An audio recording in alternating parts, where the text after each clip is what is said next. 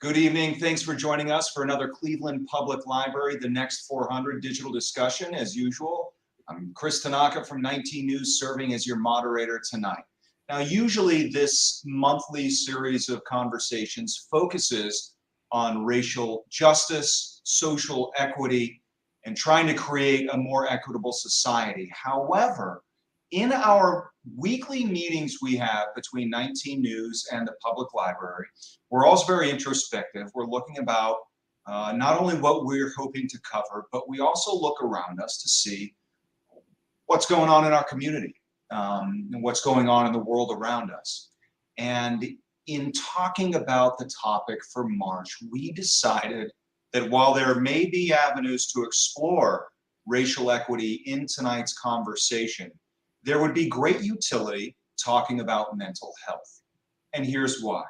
We look around, we see inflation, we see gas prices going up, we see grocery prices going up, and that's hard on a lot of Northeast Ohio families. We look across the Atlantic and we see a savage war being conducted in Ukraine by Russia and by Vladimir Putin, which has upended certainly kind of the global flow of not only goods, but human biorhythms and the human condition.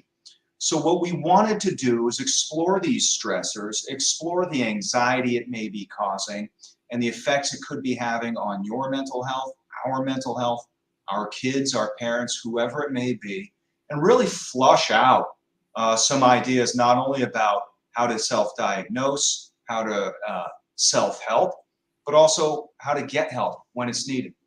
So joining me tonight is an expert in this, Dr. Kia Ray Pruitt from the Cleveland Clinic joining us. She is a psychologist for the Center for Adult Behavioral Health.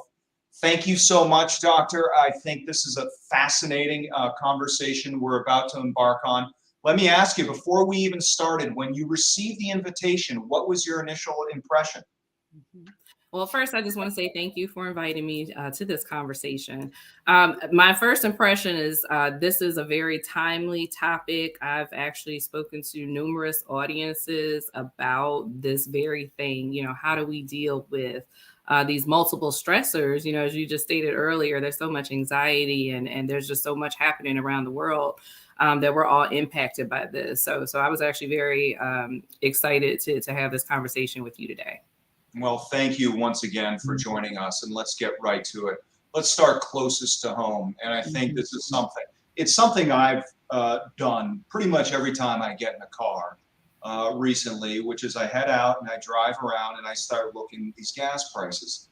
And even though the immediate spike, which started when Russia invaded Ukraine, has somewhat leveled off, they are still bloated. And they are to the point where it's not just, 20 cents per tank difference. This is dollars per tank, several tens, 20s, factors of $20 per week or 2 weeks for a lot of Northeast Ohio families that are creating a lot of stress at home. For people who drive around and see this, first off, let's talk about the stress itself and the anxiety itself. What happens? What causes this, and what are some of the effects and symptoms? For sure. So similar to you, the sticker shock is amazing, and I actually did a little lesson with my 10-year-old yesterday, kind of reflecting on the good old days. Like telling her, like, I remember as a college student when I can get gas for 99 cents a gallon, and so I actually did it as a teaching lesson. Like, at 99 cents a gallon, if you need 20 gallons in your car or a truck, then you're paying maybe $20, but now it's over $4 a gallon. And so now that's like maybe $85+ And just even kind of going through that lesson with her was just like, wow, like she could get it, as a 10-year-old, because of course she studied math. But I think it's like you said, it's so stressful because the higher gas prices that we have to pay, and you go along with that, the salaries aren't necessarily, or hourly wages are not necessarily increasing to help pay for inflation. It definitely causes anxiety. Typically, anxiety presents itself as feelings of fear or constantly worrying. And when you're constantly worrying about being able to put enough gas in your tank to be able to go to work or to be able to take your kids to school or, run errands like going to the grocery store, that worry can really, be debilitating and you might have to really make some difficult decisions.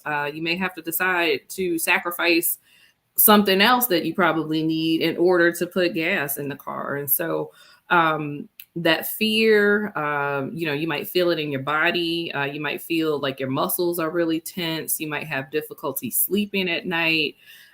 People tend to, when things get quiet and it's time to settle down at night, that's when a lot of the worries, start kicking in. And so if you find yourself constantly worrying about, not just gas prices, but, the cost of living in general, I think those are some good signs of anxiety. And even though we all have them, the impacts are different socioeconomically, because families that make more are able to overcome these relatively temporary increases. But families that aren't well off, there's no escaping it. And so, this question is, how do you, where do you find peace? Where do you find solace in this if you can't escape it? Yeah, it's really heartbreaking because again, if you're already making lower wages, then you're probably already struggling, and living paycheck to paycheck or less than paycheck to paycheck. And so, with gas prices going even higher, it just makes it really difficult, and really does impact your quality of life because again, you're really focused on survival.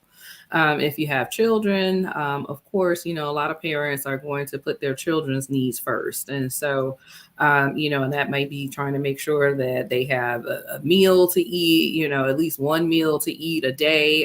So it might be some sacrifices as far as how much you can eat. I've heard, parents talk about sacrificing their own medications because of the cost of medications, to make sure that their children have, access to medication. So it can really, it's really heartbreaking and it's really difficult. And so to maintain, one, I think is to kind of understand that this is not your fault. Like you didn't cause this predicament. The wages, that you might be making might not be enough, or maybe you're on disability and don't have, access to earning wages, from an income, but you have to depend on support from disability payments. So it can be tough. It can be. And so I think finding support, sometimes I think from local agencies, a lot of community-based organizations, faith-based organizations tend to provide support to people in need. So I think being able to reach out and ask for help is one way to kind of work through this. Yeah, you presented a lot of, I don't know if there are, ideas that people can enact to get help and to escape the anxiety and stress. I certainly want to later in our conversation circle back on all of that and present it organized because I do have questions on that. Not to create a mountain of stress for our audience, but we see it close to home, and then of course we have this conflict in Ukraine, which did cause a lot of the gas spike on top of the inflation we're having. And many people are now being bombarded with images of war. Even though this is happening thousands of miles away, it still affects us. How? Yeah. So I think naturally when people see what's happening in Ukraine, I think the compassion and the empathy for what the people are going through, especially when you see the images of children being hurt, I think for a lot of people, this is seen as an injustice. And it's so unfair what's happening. And, the folks in Ukraine, they didn't ask for this. Right. And, it's so unfair and a lot is beyond their control. And I think for us as Americans who also have a democratic society, I think we're able to put ourselves in their shoes and say, wow, like, I can't imagine that happening to me. I can't imagine having to pick up all of what belongings I can carry with me and just move to another country if I can get out safely. Yeah. With my children. And so I think our hearts break when we see that. And I think there's this natural compassion that we feel that does create stress. And it seeing the helplessness that a lot of the Ukrainians are experiencing, I think also tends to make us feel helpless as well. Yeah. Sometimes when I'm watching sports, for example, and there's an outcome, let's say the Browns are getting blown out and they're playing terrible, there'll come a point where I say, no matter what I do, it's not going to change the outcome of this. Mm-hmm. So it's okay if I turn off this TV and walk away and get on with the rest of my Sunday. Mm-hmm. Is it okay for people to kind of turn off and turn off, put their phones down, turn their TVs off and step back from this and not be, caught up on the very last, up to the minute details on this situation? Is that okay?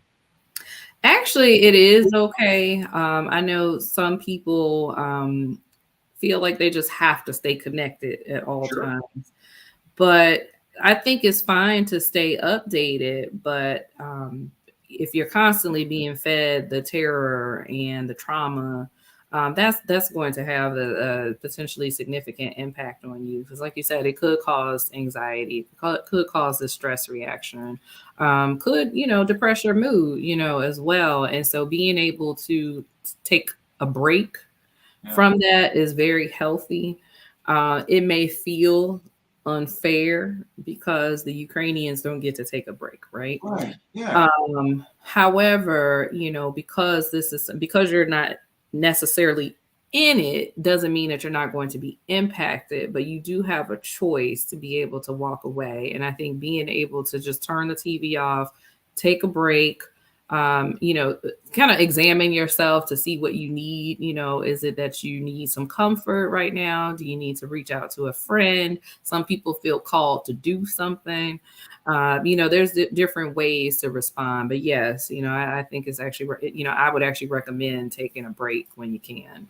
So adding on to that, taking a break, we go from being stressed to, I think there's some of us, certainly I do, feeling guilt.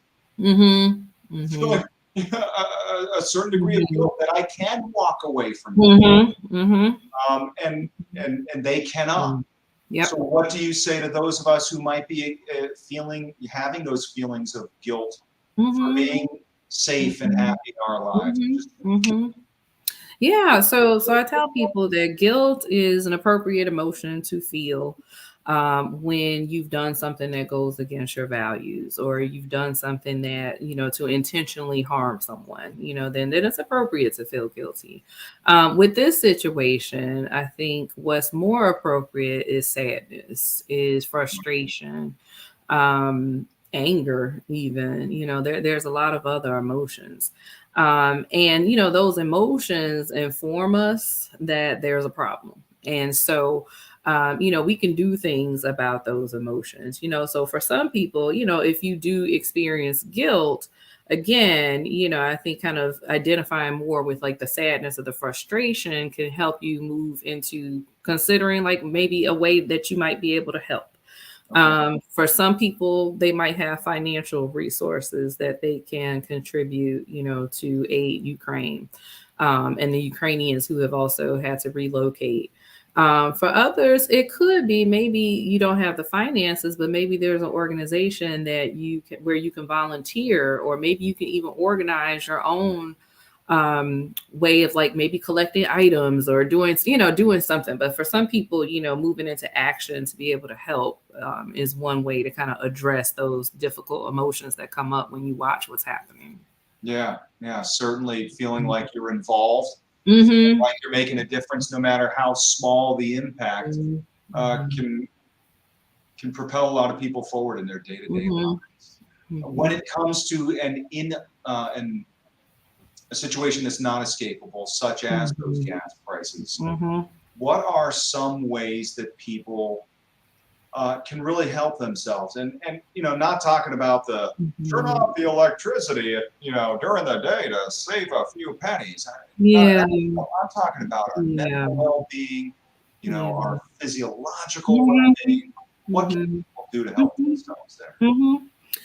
Yeah, so again, I think what happens is a lot of people begin worrying about how they're going to be able to take care of things, how they're Yeah. going to be able to get work. And so I think part of it is just taking a step back, and taking a deep breath, taking some deep breaths, and then identifying, what exactly the problem is. Because sometimes we can see one problem and then it kind of turns into we've got like seven different problems. And really, it might only just be one issue. And so, one of the things I would say is just kind of take a step back and see, and actually examine what are the particular issues that you're struggling with.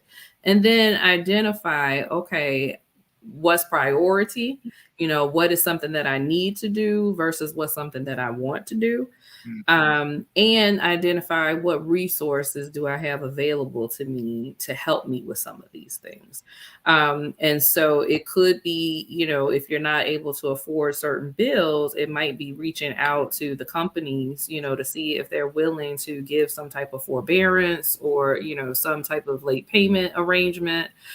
It might be reaching out to organizations such as like United Way to see if there's some resources available to you to help support you, pay some of these things. It could be carpooling, being able to find somebody, maybe a coworker who might be willing to, share a ride with you. Like maybe you can drive, one day, 1 or 2 days, and they can drive another couple days. So, but I would say just kind of taking a step back and really laying out what the exact issues are and seeing what resources do you have available and what resources you might be able to access outside of yourself. It seems like the common thread through what you're describing is Mm-hmm. pressing back against these feelings Mm-hmm. with positive and productive action, no matter how small or incremental they. Yeah, yeah. And and that helps build resilience too, Yeah, to feel like you do have some choices, because again, this can feel very overwhelming. And yeah, when someone's in a crisis, usually what can help them is being able to think about what resources are available to them and being able to access those resources. And for people who can't access certain resources, it just it's really difficult. And so it may be making a phone call, or asking someone that who might have some access, to reach out or advocate on your behalf. And so but yeah, some action I think can be helpful in crisis situations. But also self-compassion, which mm, is being kind to yourself, in those moments when you're struggling. A lot of people are able to show compassion to other folks when they're struggling, but they have a really difficult time being kind to themselves when yeah. they're struggling. And so, being able to comfort yourself and say it's okay if you're feeling overwhelmed. This is a natural, normal reaction. This is not the time to blame yourself for whatever it is that you think might have contributed to your situation. Okay. This is the time to acknowledge the sadness, acknowledge the frustration, and treat yourself kindly. I'm glad you brought that up because I am an expert in self-pummeling. Yep. And I am Mhm. very inexperienced and am very poor uh, Mhm. at self-compassion. So is this something that you have to find a candlelit space and do 3 alms to enter into this place of self-compassion? Mhm. What are some real examples of just what would Mhm. be, what's lesson number one for me? Yeah. So one is acknowledging your feelings, whatever emotions it is that you're going through, and being mindful of that. And so if you're going through a stressful time, acknowledging that, wow, I can't handle this right now. Like this is really overwhelming. or I feel really down, or I feel really worried about what's going on. So first is just acknowledging whatever it is, whatever the emotions are that you're experiencing in reaction to whatever is happening around you. And then the next thing is, what happens is for a lot of folks, these automatic negative thoughts come in where you're judging yourself, for feeling that way. And you might even be judging yourself for how you're thinking about a situation. And so you want to be mindful of what criticism you're making about yourself. And rather than kind of going down the road, that road, or going down the rabbit hole, just kind of acknowledge it and see if you can accept it, and just accept, like, accept whatever you're feeling and thinking without judging yourself for thinking or feeling that way. Yeah. And then the next step would be just saying some kind words to yourself, like it's going to be okay, or it's okay if you're struggling right now. It's okay if you don't have it all together. And some people I encourage, to write a letter to themselves, write a letter of self-compassion. For others, what would you tell your loved one? Think of somebody that you're really close to. What would you say to them if they were going through what you're going through? And then say that to yourself. Yeah. Oh, those are great tips.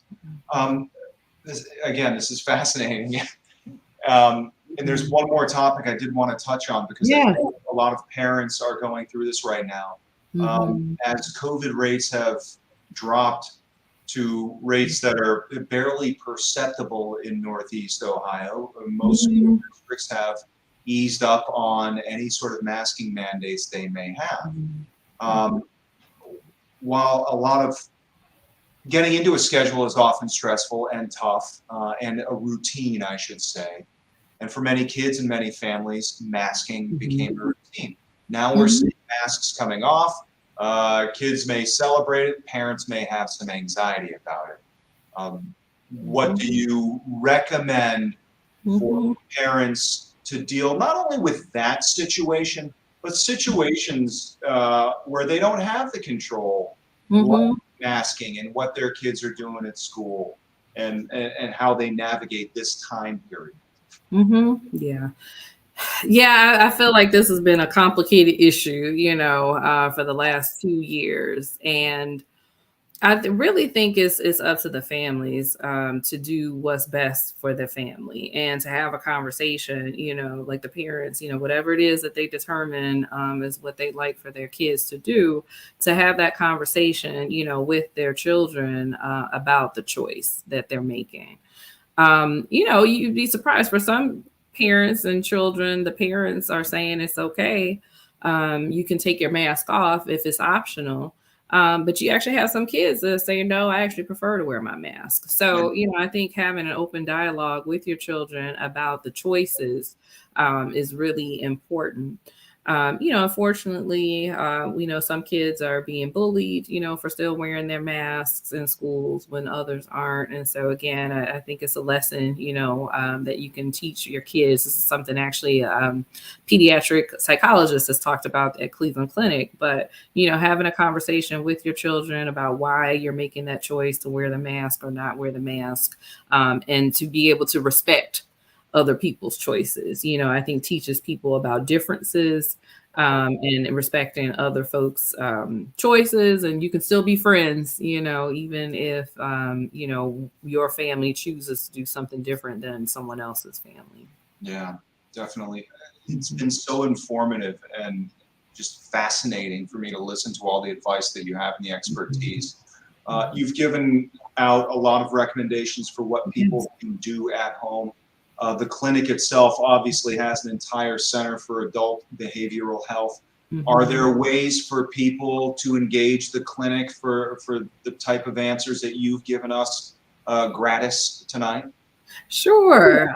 So Cleveland Clinic has a wonderful website. So if you've got access to the internet, which I assume everyone who's participating today would have access. So Cleveland Clinic's website, if you type in or search for the Center for Adult Behavioral Health, you can find the different services that we offer. We offer individual therapy. couples therapy, family therapy, group therapy. We treat people with a wide variety of behavioral issues such as anxiety, depression, PTSD, or post-traumatic stress disorder.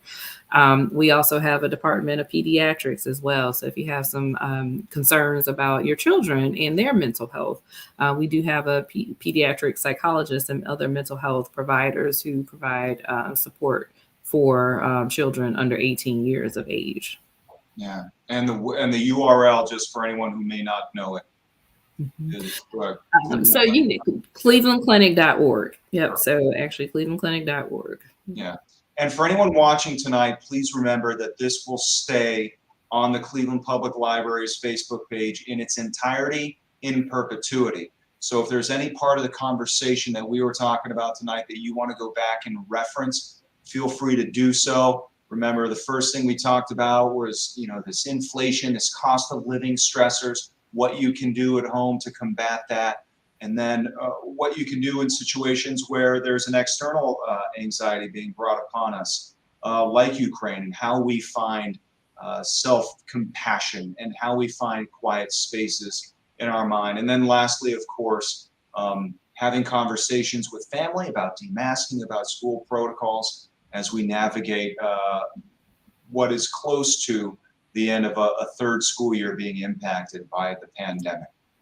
This has been so insightful, Doctor. Thank you so much for joining us. On behalf of everyone at the Cleveland Public Library and 19 News who works behind the scenes and talks about these topics and how we came up with this, I feel like it really hit the mark tonight, and hopefully someone will pull some good from this. So thank you, Dr. Pruitt, for joining us tonight. You're welcome. Thank you again. Yep. And like I said, for everyone else, I'm Chris Tanaka. This has been another edition of the Cleveland Public Library and the Next 400's digital discussions. Thanks for joining us and have a good evening.